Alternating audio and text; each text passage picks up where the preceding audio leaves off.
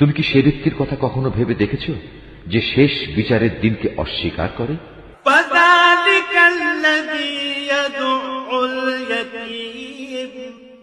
এ তো হচ্ছে সে ব্যক্তি যে নিরীহ এতিমকে গলা ধাক্কা দেয়।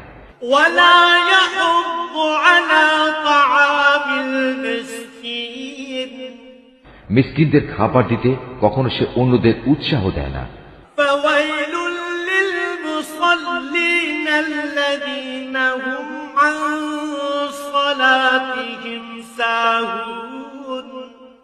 মর্মান্তিক দুর্ভোগ রয়েছে সেসব মুনাফিক নামাজীর জন্য যারা নিজেদের নামাজে উদাসীন থাকে।